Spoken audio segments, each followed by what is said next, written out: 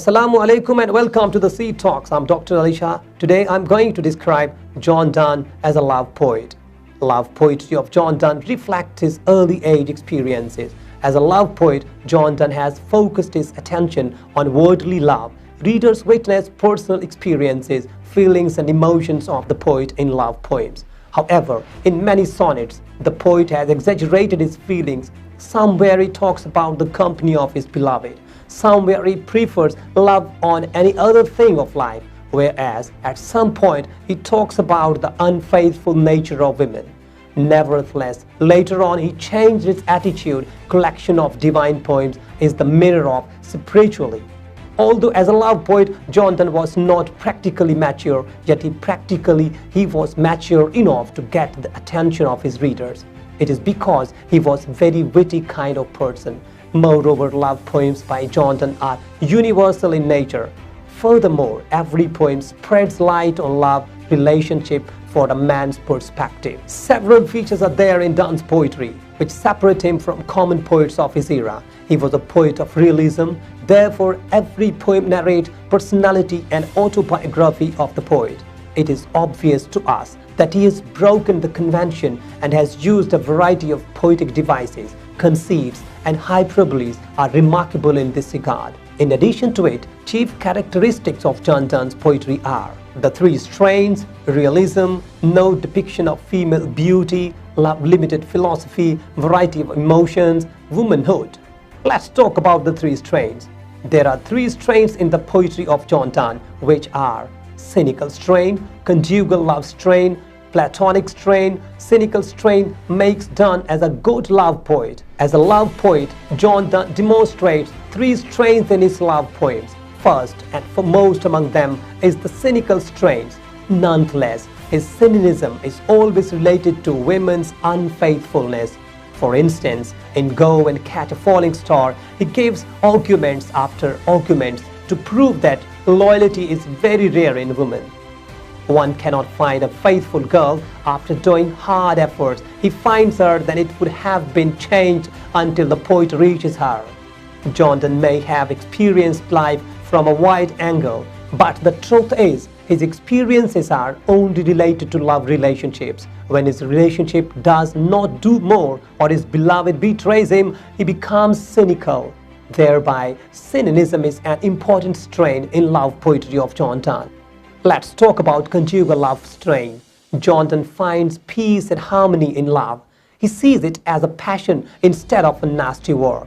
Numerous poems of Jhon Donne depict this strain. For instance, Valediction of Weeping and Valediction of Forbidden Mourning are about spiritual peace. As a love poet, Jhon Donne has proved that love is a part of life, and without it, life is barren and useless. Whenever he remembers his beloved, he attains peace and serenity. He cannot forget her, nor the moments which he has spent with her. Thus, a bundle of poems contains the conjugal love strain. Let's talk about the platonic strain. It is the last but the most important love strain. Love is love, whether it is made before marriage or after.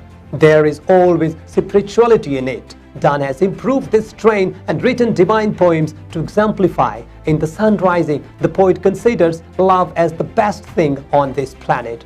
Similarly, in Canonization, he takes love as a holy passion. Hence, this strain is entirely opposite to cynical strain. Apart from these strains, Jhon Donne has a variety of moods. In every poem, it is different. Indeed, these strains. Let's talk about Jhon Donne as a poet of realism. Conventional poems were not original. They were about fairies, and that too copied from other languages. Jhon Donne and Ben Jonson were against the tradition. They wrote poetry which was based on reality. Donne's poetry is also the most realist. As mentioned earlier, he expresses his deep love experiences. Therefore, his poetry is actually his biography. Realism is one of the prominent factors which makes him, Jhon Donne, a memorable love poet. No depiction of female beauty. Donne might talk about women, but he never praised their beauty. He never said that he liked hair or lips of his beloved. He is love devotee and talks about emotions, no physical appearance. For him, love is not just about sex. If he talks about any part of her beloved's body, then he mere describe its charm. Moreover, in his eyes, physical contact is not necessary for love. This very fact is evident from valediction forbidden mourning. It is desirous and spiritual. In this regard, Jhon Donne is different from the second best love poet of his era. Let's talk about love-limited philosophy. Donne's philosophy is limited to love. He has covered only one topic in his poems, love. Only love poetry of Jhon Donne is not limited to the philosophy of the love, but divine poems are also about love. However, in those poems, love is for Christ and God. In love poems, it is typically between him and his wife, and more. Thus, he has no worldly philosophy. He never touched politics or other social issues of his society, nor does he mention any sophisticated philosophy in his poems.